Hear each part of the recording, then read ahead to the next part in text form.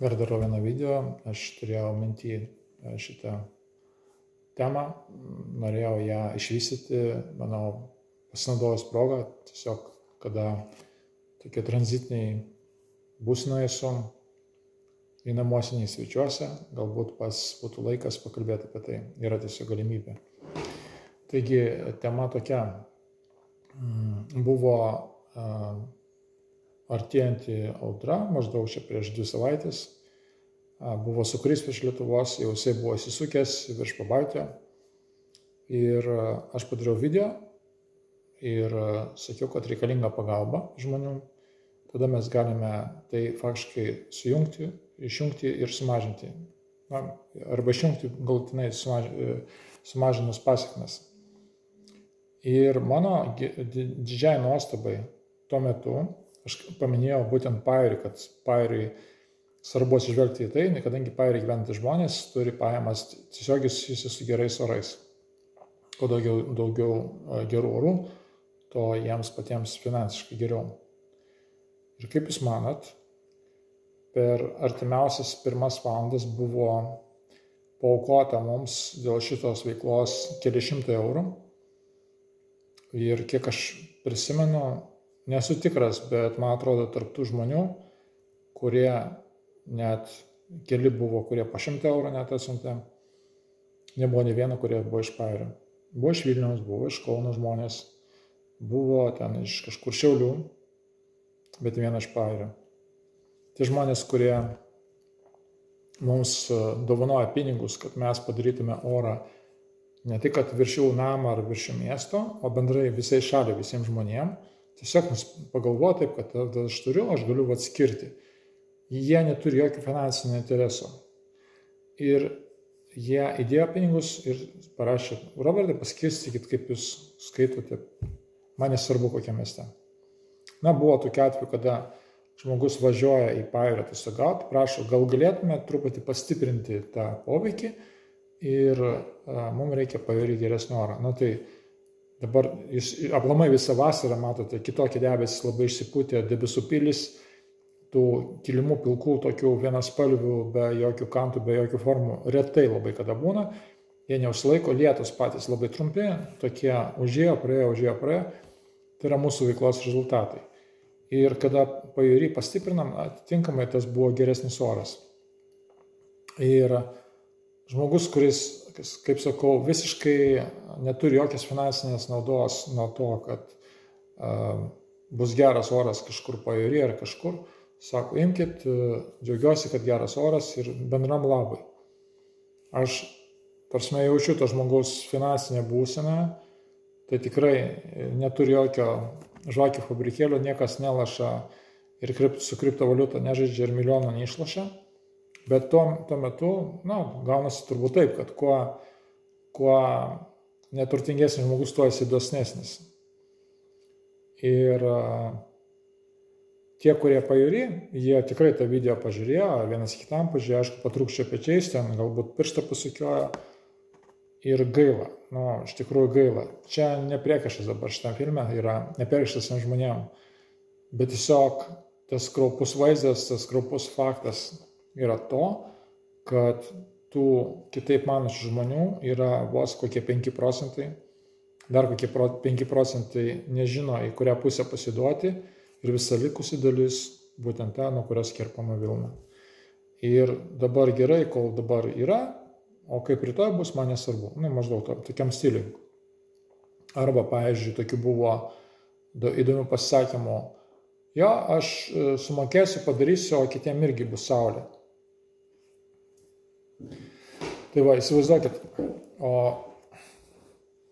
mano istorija tokia, tą technologiją aš pamačiau per YouTube 10 metais ir dariau 11 metais. Gyvenau tuo metu Vokietijoje. Ir tuo metu pas mane galvoje nebuvo tokių minčių, kad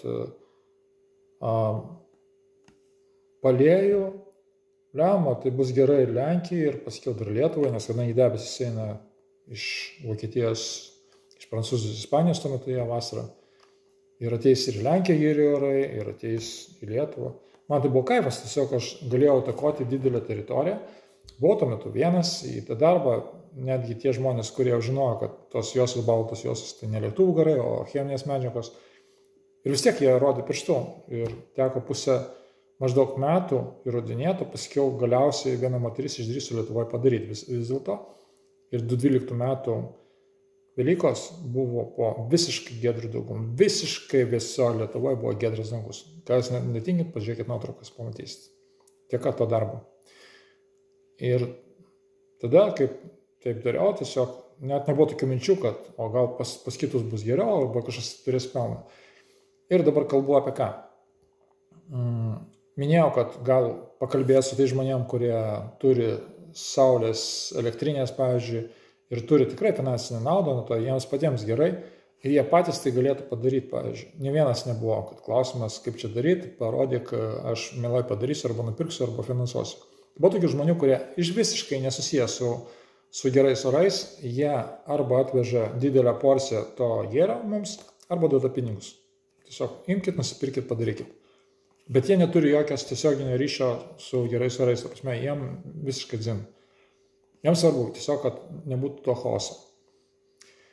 Ir, pagalvojau gerai, dabar atvažiuoju prie vieno baro, kuris yra toksai vasarinis pležinis prie vandens, daug soliukų, staliukų, ir visas biznis laikosi ant to, kad geras oras. Ir kai, aišku, ten paturbinta energija, to vietoj labai daug įdėta pastangų, kaip sakant, labai gera atmosfera, aišku, žmonės, jie nežinodami dėl ko, susirenka tenai. Na, tiek to. Ateinu pas baro šeimininkę ir sakau, taip ir taip, sakau, aš neteinu pas jumis prašyti nieko, man nieko nereikia. Sakau, jeigu jūsų biznis priklauso nuo oro ir jūs mokat skaičiuoti, kiek per dieną saulėtą jūs galite turėti klientų, ar jūs galėtumėt padaryti darbą, kuris kainuotų jums kasdien maždaug apie 10-20 eurų. Tai taip į mane pažiūrėjo, taip. Aš pirmą kartą, sako, girdžiu. Aš tada taip paprastai tikrai nesusireikšmės, nes išmokau nebrukti tiesos ir nieko neplėšti, nerodinėti. Ir sakau, tai ne man jūs darysite, tai darysite savo lėšas, įdėsit 10 eurų, kad gautumėt 500, pavyzdžiui, eurų. Sakau, skaičiuot mokat? Sakau, man nereikia, jūs man nieko neduodat, jūs tik pati savo darot. Ir vis tiek taip žiūri ir dar tokia šypsena, kurioje buvo parašyta, tu ką durnas? Suprantat, ir va čia toksai, aš suprantu tą žmonių proporcijas, tą skaičių, suprantu, kad biorobotai yra, suprantu, kad klonai visokie yra, vienkartiniai tie, kur ateina gyvenimą ir užpildantis matrisą, ir tokie, kur parodyti filme Laukiniai vakarai. Tokių pilna pas mumis ir taip galvoju, kur mes gyvenam, iki ko mes nusiritom. Ir tada ateina toks, kaip ir atsakymas, kaip toks nuraminantis. Nusiramink, tu save žiūrėk, bendrauju kartais su tom aukštesniom instancijom, su labai aukštom. Sako, tu nusramink, žiūrėk save, o jie gaus pamoką savo ir jiems atys laikas, galbūt jie supras, pamatys. Labai negrūstos visos nesistenk. Ir nusisukau, nuėjau. Žadėjau dar kartą ateiti pakalbėti apie tai, bet paskui galvoju tik to, tegu palieja. Ir šį rudenį taip pat bus, jeigu mes negausim susidomėjimo, čia vėlgi ne ultimatumas, jokių būdų, bet būtent testas.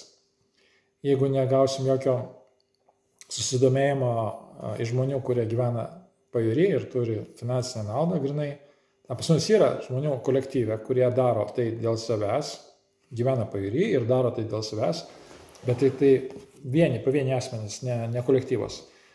Ir jų kelias toks pats būtų kaip mano, jeigu ateitų pas kolegas, jie sakytų, aš tai paprastų būdų darau, daleiskim, išleidžiu 3 eurus tam, kad turėtų visą dieną saulėtą, tai aišku, tai pažiūrėtų, tai...